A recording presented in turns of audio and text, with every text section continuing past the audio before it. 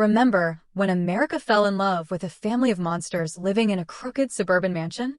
The Munsters ran on CBS from 1964 to 1966, turning Frankenstein dads, vampire moms, and polite little werewolf kids into the most lovable family on television. Fred Gwynne played Herman.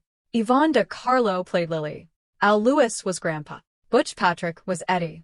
And Marilyn was played by Beverly Owen and later Pat Priest, making the whole household feel like the weirdest neighbors anyone could have on their block.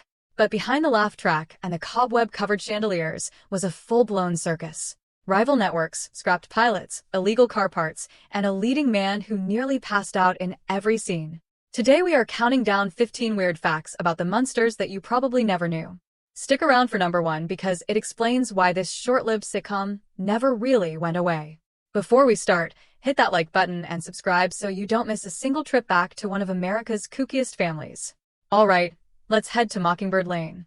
In September of 1964, two of the strangest sitcoms ever made hit American airwaves just 6 days apart. The Addams Family on ABC and the Munsters on CBS. Two spooky families, two competing networks, and one cage match that nobody asked for, and both sides knew exactly what the other was doing the entire time. The two shows had been developed in parallel throughout 1963 and 1964, and neither network blinked. They both kept building their gothic sitcoms and trusted that the audience was large enough for both. Turns out they were right. Frankenstein's monster flipping pancakes on one channel while Gomez Addams kissed his way up Morticia's arm on the other. Audiences did not pick one and walk away from the other. They simply watched both. When the Nielsen numbers landed at the end of the season, there was a clear winner. The Munsters finished at number 18. The Addams Family came in at number 23. The Munsters also produced more total episodes, 70 compared to 64. Close but not a tie. And the Munsters carried a secret weapon the Addams Family could not match. Universal Studios.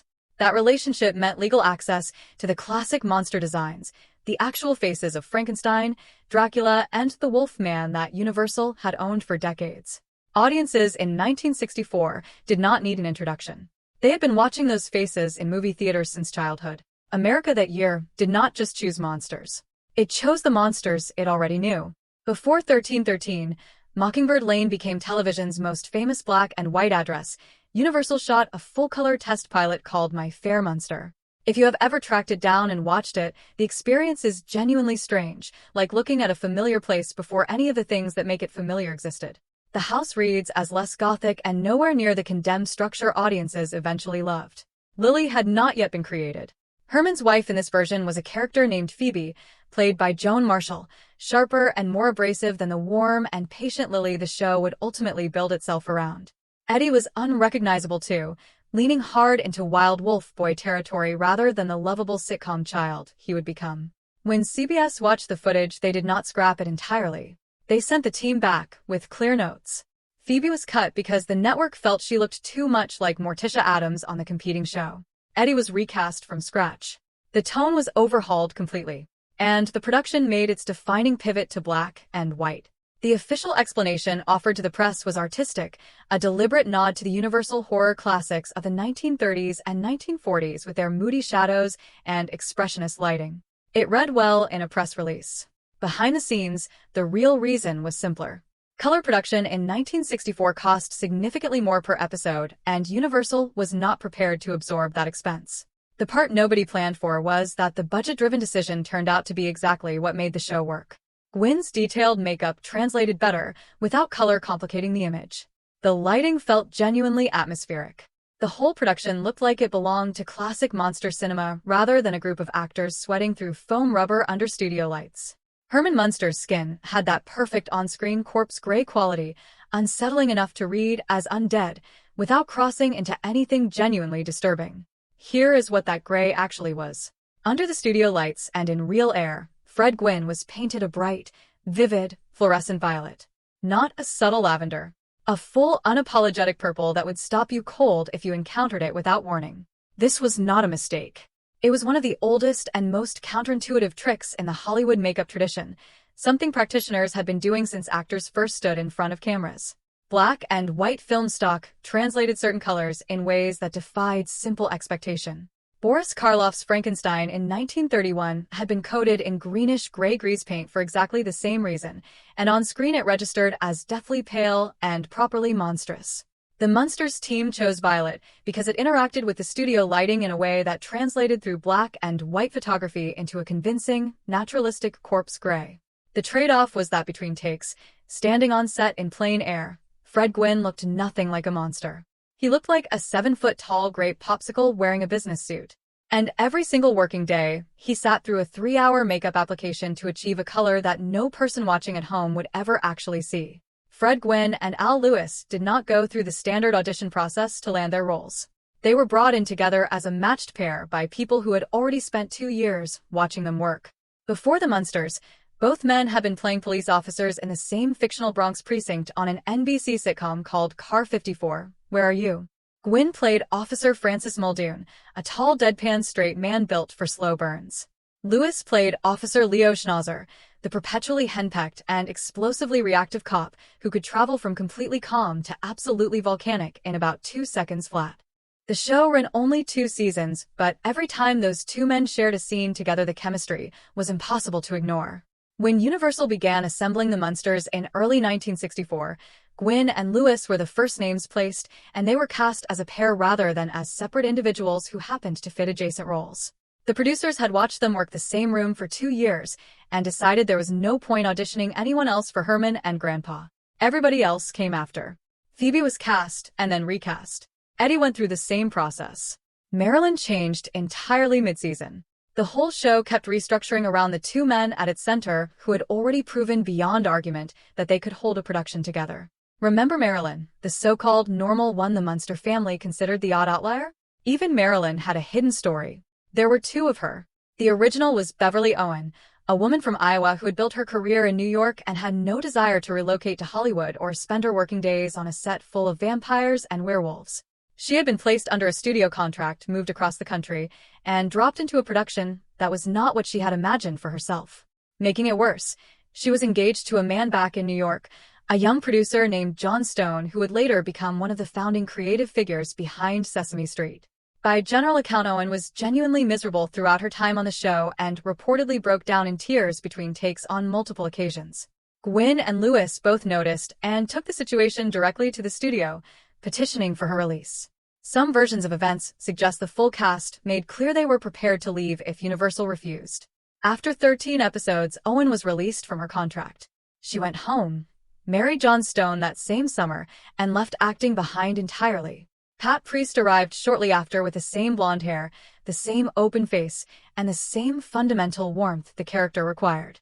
The opening credits were res hot, and the role moved forward without acknowledgement, as though the change had never happened. Grandpa Munster projected the accumulated weight of approximately 6 centuries on screen. The voice ground to a permanent rasp.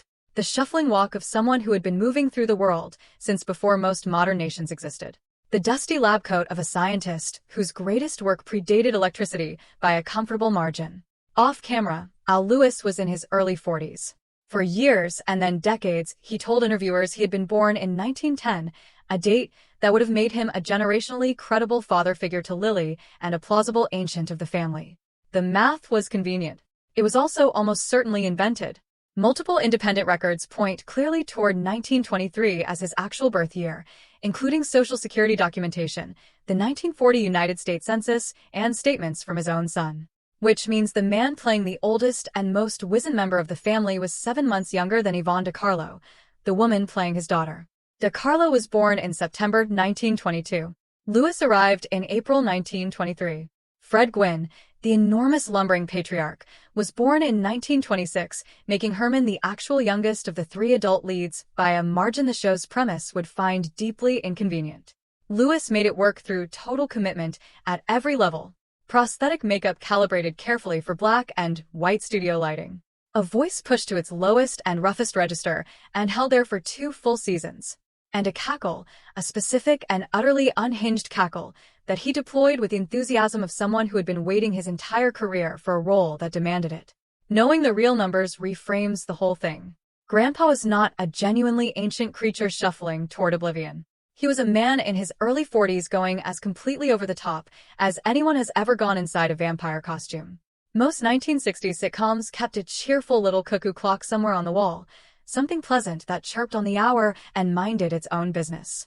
The Munsters kept Charlie the Raven, and Charlie had firmly held opinions he shared without being asked. Rather than a friendly cuckoo, Charlie would swing open his door and deliver his signature line, "Nevermore," a direct reference to the most famous poem Edgar Allan Poe ever wrote. The Munster household owned a timepiece with a stronger working knowledge of American literature than a significant portion of the audience at home. Charlie did not stop at literary references. He threw consistent shade at Herman, delivered sarcastic commentary on family situations, and regularly pushed Herman to the point of hurling objects at the clock in pure frustration. There is something genuinely satisfying about watching a 7-foot Frankenstein lose a sustained argument to a puppet bird and emerge looking like the unreasonable party. The voice behind Charlie was Mel Blanc, the man responsible for Bugs Bunny, Daffy Duck, Porky Pig, and Barney Rubble, the single most prolific voice actor in the history of American animation. He went uncredited on the Munsters, but was unmistakable to any ear that had spent time with Saturday morning cartoons. When Blanc was unavailable, actor Bob Hastings stepped in. But the majority of the time that bird emerged from his clock to antagonize Herman, it was the voice of American animation giving the head of the Munster household a hard time in prime time. Every sitcom family needed a pet to feel complete. A dog for warmth, maybe a cat for personality, something to round out the domestic picture. The Munsters kept a fire-breathing dragon under the staircase and named him Spot. Casually. The way you name a golden retriever. The genius was that you almost never actually saw him fully. Spot was the Bigfoot of Mockingbird Lane, a scaly tail extending from beneath the stairs, a cloud of smoke rolling across the hallway floor, a brief flash of an enormous head at the edge of frame before the cut. Constructing a convincing full-bodied dragon for a 1960s television budget was simply not realistic, so the prop team worked with what they had. Accounts differ on the specifics. Some say Spot's head came from a repurposed Universal monster movie prop fitted with a practical flame mechanism in the nostrils. Al Lewis maintained that Gwynn sketched the original design himself, and the crew built it from scratch. Either way, what lived under the staircase was a limited quantity of dragon, a concealed fire hose, and a great deal of managed imagination. The restraint produced exactly the right effect. Every partial glimpse made Spot feel larger and more dangerous than any full reveal could have managed. He got scolded for household accidents. He chased cars when the opportunity came. He retreated when Herman raised his voice. A perfectly ordinary family companion who happened to be capable of accidentally incinerating the mail carrier on any given afternoon. Quick pause. If the Munsters were part of your childhood, hit that like button and drop a comment telling us who your favorite was. Herman, Lily, Grandpa, or Eddie with a widow's peak. Subscribe so you don't miss the next trip through television history, and ring the bell while you're at it. Back to Mockingbird Lane. While other sitcom dads navigated their neighborhoods in sensible station wagons, Herman Munster arrived places in an 18-foot custom hot rod that looked like it had escaped from a haunted garage through a structural wall. The Munster coach was not built so much as assembled from components that had no business sharing the same vehicle. 3 Ford Model T bodies were welded onto a custom 133-inch frame and stretched into something television had never seen before. The builder was George Barris, Hollywood's undisputed authority on custom fabrication and the person any production called when they needed something that did not yet exist. Barris received 21 days to turn raw scrap into a cultural landmark. The finished coach carried hundreds of hours of hand-formed Gothic scrollwork across every surface, blood-red velvet upholstery inside, brass lantern headlights anchoring the front, and a gloss black pearl paint job that read powerfully even through black and white film. The total cost came to $18,000 in 1964, roughly $180,000 in today's money. And it drove under its own power.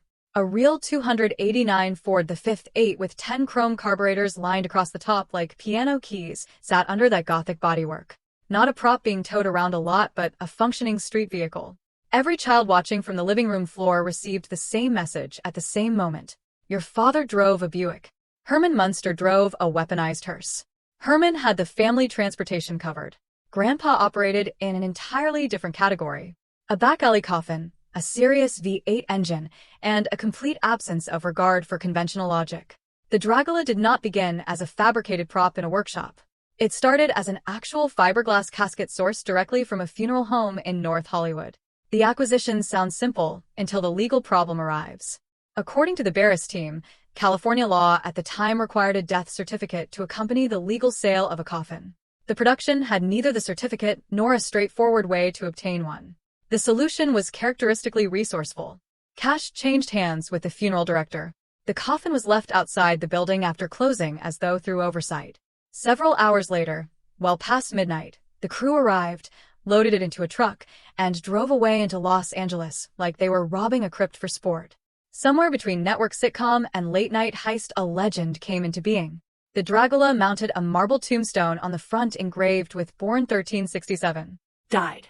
The machine ran on a 350-horsepower Ford Mustang V8 with organ pipe exhausts that sounded like something enormous clawing free from underground. Grandpa rode above the rear axle under a small plexiglass bubble, looking precisely like a gargoyle strapped to a rocket aimed at the horizon. The car's reputation only grew over the decades. It inspired a Rob Zombie song.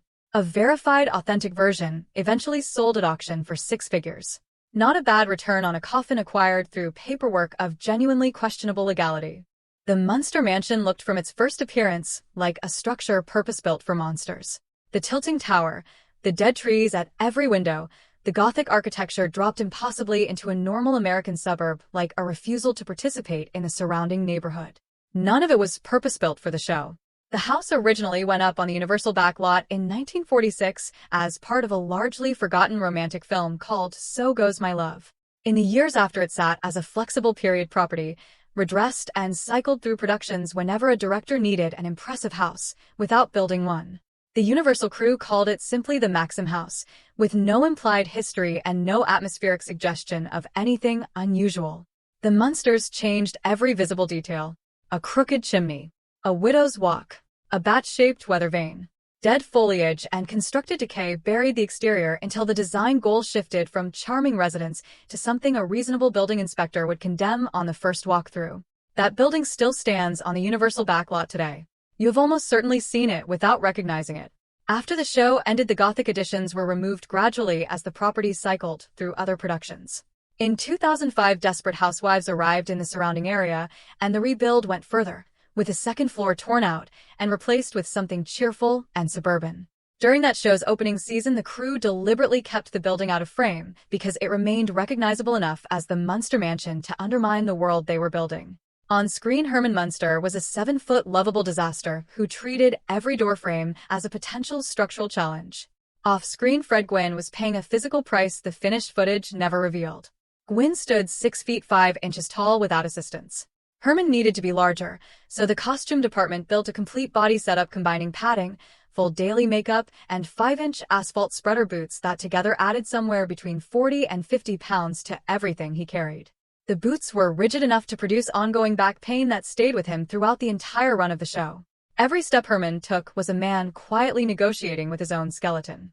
Add to that the standard 1960s studio lighting setup, banks of intensely hot lamps burning without interruption onto a costume engineered to trap every degree of body heat with no ventilation whatsoever.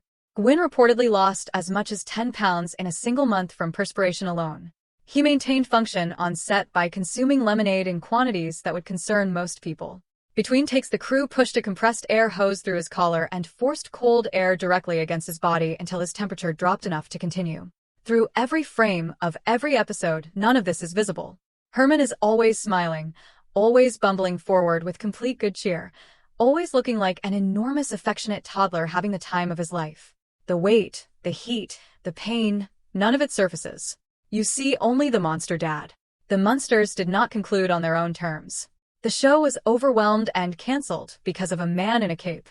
Season 1 had been a legitimate hit, finishing at number 18 nationally and earning a Golden Globe nomination in 1965. By every available metric, the show was healthy and commercially viable.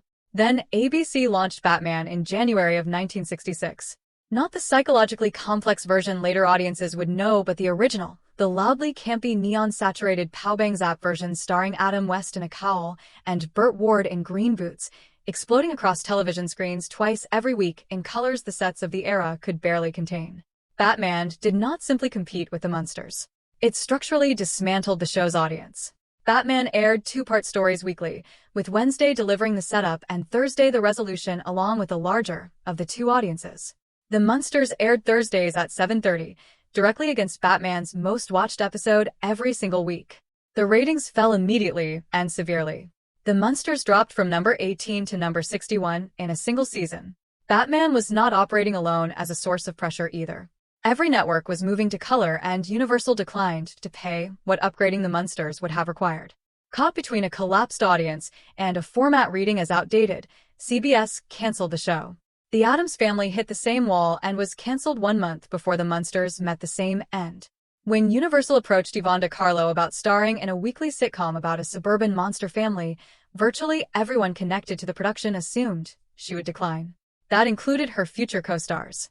Gwyn and Lewis reportedly walked directly to the producers and stated their position. She would never fit in. She was a movie star. What neither man knew was the specific reason De Carlo said yes. 2 years before the Munsters, her husband Bob Morgan, a working Hollywood stuntman, had been doubling on How the West Was Won. During a break between setups, he was resting on a flat car when the rigging securing a load of fake logs failed without warning. Morgan was crushed and run over. He survived but lost his left leg. The bills arrived. MGM denied institutional responsibility. The couple filed a lawsuit seeking $1.4 million in damages.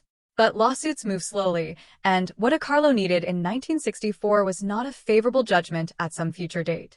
She needed a reliable paycheck every week. The Munsters provided exactly that. Once on set, the supposed diva threw herself in completely. Pies to the face.